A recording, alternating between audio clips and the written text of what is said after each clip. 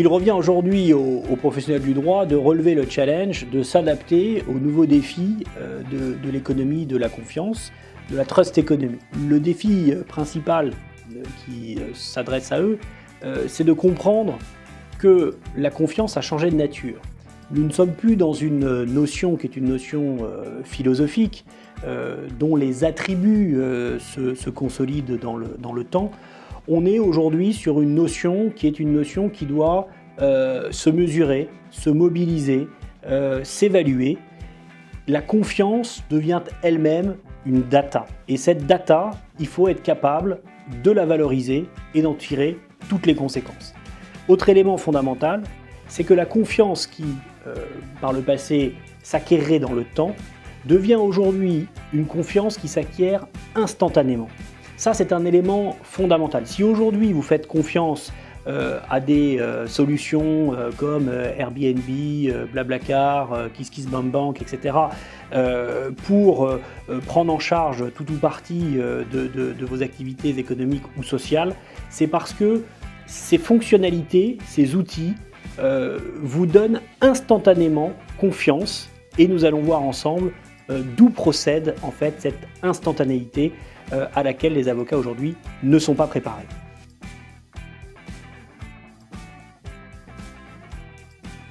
La valorisation de la personne aujourd'hui repose sur ce qu'on peut appeler un halo d'expertise, un halo de confiance, c'est-à-dire sur la capacité d'un professionnel à partager sa confiance et à le faire savoir. Cette logique de valorisation de la personne va pouvoir se déployer dans une logique d'écosystème, dans une logique de communauté. Vous êtes expert parce que vous êtes reconnu expert dans une communauté. Vous êtes expert du droit de la construction, vous êtes reconnu comme un expert du droit de la construction par les acteurs de ce marché, et vous pouvez évidemment développer cette approche en fiscalité, en fusion-acquisition, dans tous les secteurs du droit. Vous êtes un expert parce que vous partagez largement votre expertise au bénéfice d'un marché, et que ce marché est capable d'évaluer votre expertise et d'en attester. Donc la valorisation, la notation des professionnels dans l'expression de leur expertise devient aujourd'hui un des facteurs fondamentaux de la structuration de la confiance. Tout procède de la personne.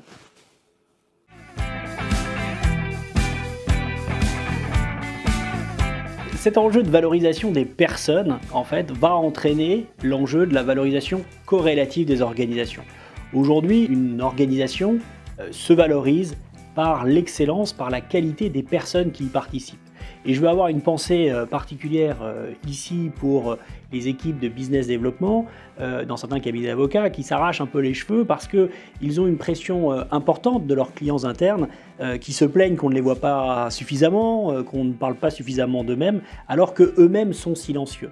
En réalité, aujourd'hui, la responsabilité des professionnels qui constituent une organisation, c'est de faire rayonner cette organisation aux yeux du marché. C'est d'abord une dynamique qui doit procéder de chaque professionnel. C'est une évolution extrêmement importante qu'il faut intégrer.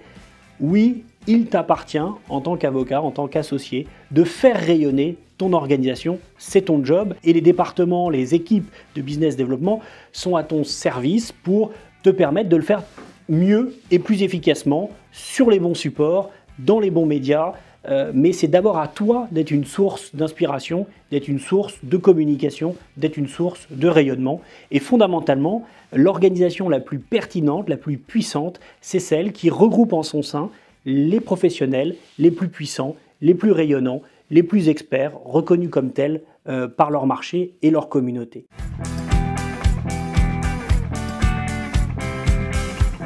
La dimension du réseau aujourd'hui se substitue à la dimension du carnet d'adresses.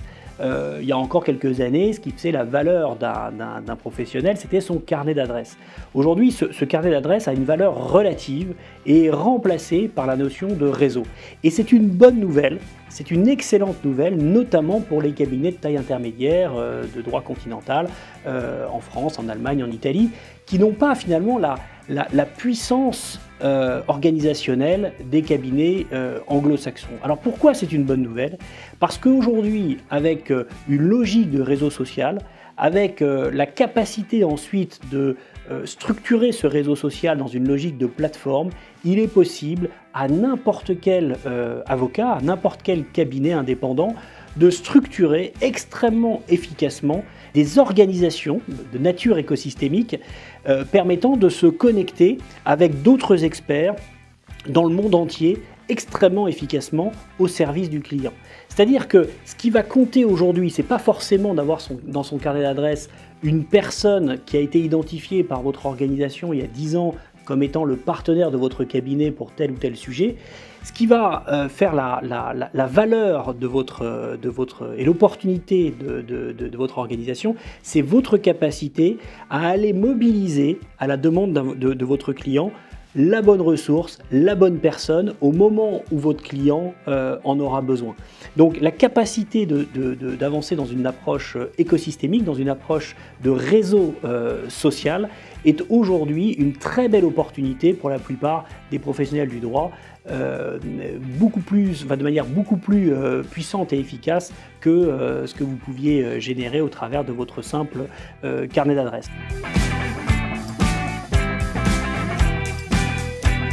On n'y fait pas suffisamment attention, mais ce qui fait qu'en quelques jours, un acteur comme Netflix est capable de disrupter la chaîne de valeur de la vidéo ou du cinéma au niveau mondial, le fait que Airbnb est capable de disrupter la chaîne de valeur proposée depuis toute éternité par les géants de l'hôtellerie à travers le monde, c'est d'abord l'expérience client. C'est-à-dire, c'est la capacité à offrir aux clients une expérience qui va les faire renoncer à une expérience passée. Une expérience qui répond de manière très spécifique, de manière très immédiate aux attentes en fait que les clients peuvent avoir du service qu'ils vont consommer pour l'argent qu'ils sont prêts à y consacrer. Et donc la question qu'il faut se poser quand on veut envisager de poser son nouveau modèle économique ou qu'on envisage de rentrer dans une logique de transformation digitale pour son cabinet, son organisation, c'est quelle expérience je veux faire vivre à mes clients. En quoi cette expérience est remarquable?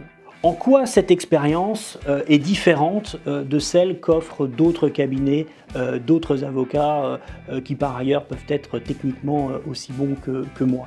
Quel investissement je suis prêt à faire pour que mes clients vivent une expérience remarquable? Ces questions sont fondamentales parce que c'est ces questions qui vont être le moteur de ce que vous allez entreprendre. Et la question que vous pouvez vous poser, c'est quel est effectivement votre rapport à l'expérience de vos clients, mais aussi est-ce que vous avez demandé à vos clients ce qu'ils attendent de vous en termes d'expérience. Et entre nous soit dit, la question que vous pouvez vous poser aujourd'hui pour savoir si vous êtes mûr pour entamer votre transformation digitale, c'est est-ce que fondamentalement, est-ce qu'en vérité, l'expérience que j'offre à mes clients aujourd'hui est différente de celle que j'offrais il y a 10 ans?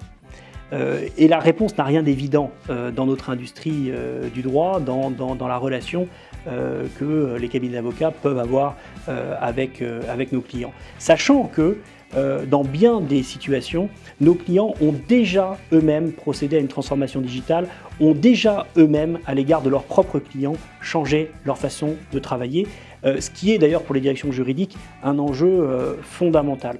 Quand vous voyez qu'une direction juridique est censée pouvoir travailler en bonne intelligence, en écho avec la direction commerciale, la direction financière, la direction RH, etc., et qu'aujourd'hui, toutes ces fonctions ont déjà vécu leur transformation digitale avec l'adoption de nouveaux usages, de nouveaux outils qui les accélèrent et qui les transforment dans leur façon de travailler et de participer à l'activité de l'entreprise.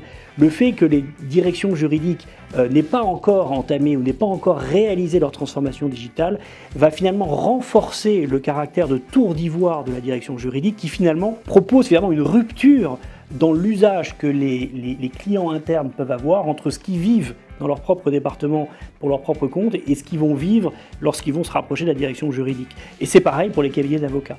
Bien souvent, l'expérience que l'on peut avoir d'une collaboration avec un avocat est une expérience que l'on considère un peu antique, comme si au lieu de bénéficier de Netflix, vous alliez au coin de la rue retirer une vidéo chez Vidéo 2000. Ça nous paraîtrait aberrant et pourtant c'est bien l'impression que beaucoup de clients peuvent avoir lorsqu'ils tapent à la porte d'un cabinet. Ce qui est important aussi à noter par rapport à cet enjeu d'expérience, c'est que la recherche de l'expérience remarquable conduit à innover. C'est-à-dire que les acteurs avec lesquels nous travaillons aujourd'hui cherchent effectivement à améliorer l'expérience qu'ils peuvent partager avec soit en interne, soit en externe, soit en interne et en externe, dans leurs relations avec les personnes avec lesquelles ils collaborent. Mais ce faisant, ils se posent également la question de l'impact que le choix de cette technologie ou de cette innovation va avoir sur leur compétitivité vis-à-vis de leurs concurrents. C'est-à-dire que le choix aujourd'hui de structurer sa transformation par la valorisation de l'expérience de nos usagers et de nos utilisateurs sont pour les acteurs qui mènent cette réflexion un enjeu compétitif. Quel va être l'impact de cette décision sur le marché en étant le premier à offrir à mes clients cette expérience remarquable qu'aucun de mes concurrents n'est susceptible de fournir. Il ne s'agit pas aujourd'hui de dire la relation client est dans notre cabinet quelque chose de fondamental, nous mettons le client au cœur de nos préoccupations. Il s'agit véritablement de faire vivre à nos clients cette expérience unique, significative, et on peut le voir dans toutes les ruptures technologiques auxquelles on assiste. Le fait en quelques semaines, en quelques mois, d'être capable de faire vivre à vos clients une expérience sans équivalent peut vous faire effectivement disrupter un marché dans sa globalité. C'est ça l'enjeu fondamental aujourd'hui de la transformation digitale basée sur cette confiance. C'est au travers de cette expérience que vous allez pouvoir définitivement changer le regard de confiance que vos clients peuvent avoir sur les prestations que vous allez leur fournir.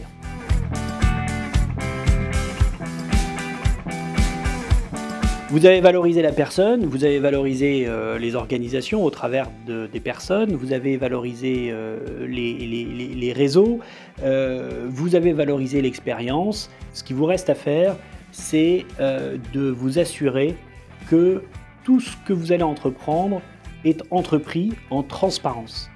Ça veut dire quoi? Ça veut dire qu'aujourd'hui, dans la nouvelle économie, et c'est l'expérience que chacun d'entre nous peut avoir, lorsque l'on aspire à un service ou à un bien, on veut savoir le prix qui nous en coûtera de manière précise et on veut pouvoir percevoir la contrepartie au prix que l'on va payer. Donc en fait, il faut que la valeur ajoutée soit clairement perçue, clairement facturée, qu'elle ne donne lieu finalement à aucune contestation, ni sur la qualité de ce qui est fait, ni dans le délai dans lequel il est fourni, ni dans l'expérience que l'on va vivre au travers de l'achat de cette fonctionnalité. La transparence devient aujourd'hui la pièce maîtresse de la confiance. Et là aussi, un grand nombre de professionnels du droit peuvent s'interroger sur leur maturité par rapport à cette question de transparence, notamment dans leur approche tarifaire. Problématique du reste qui est assez compréhensible, puisque facturant à l'heure et n'ayant finalement qu'une vision relative du temps auquel on va consacrer un dossier, certains professionnels ont effectivement des difficultés à pouvoir prononcer en amont, partager en amont avec leurs clients une donnée sur ce qu'il leur en coûtera. Or aujourd'hui, les clients ont besoin de cette information parce qu'eux-mêmes doivent pouvoir justifier en transparence à leurs clients internes, etc., des données économiques de leur relation avec leurs avocats. Donc en fait, cet enjeu de transparence ne doit pas être vécu comme un biais dans la confiance entre le client et son avocat, mais au contraire comme un fondement de la confiance entre le client et l'avocat. Et cette transparence aujourd'hui, dans une approche communautaire, elle doit être réciproque. C'est-à-dire que le fait pour un professionnel du droit de s'engager vis-à-vis d'un client par rapport à un prix contre la mise à disposition d'un service implique que le client s'engage vis-à-vis de son conseil à payer en temps et en heure, à ne pas lui demander davantage que ce qui a été convenu, etc. Et c'est là aussi où la force de la communauté prend toute sa dimension. Si aujourd'hui vous considérez vos clients comme des personnes qui viennent simplement vous acheter une prestation, vous allez vouloir maximiser le prix que vous allez leur facturer par rapport à ce que vous allez leur fournir. Si vous considérez que le client fait partie d'une communauté dont vous êtes responsable, vous allez vouloir travailler sur le long terme avec ce client pour que cette communauté se renforce. Donc, votre client fait partie de votre communauté, vous faites partie de la communauté de votre client et dans ce cadre-là, vous avez intérêt à structurer tous les éléments qui vont concourir à la transparence pour que cette communauté puisse s'inscrire dans le temps, dans la confiance et puisse générer finalement de la valeur pour votre cabinet, pour vous-même et également évidemment pour vos clients.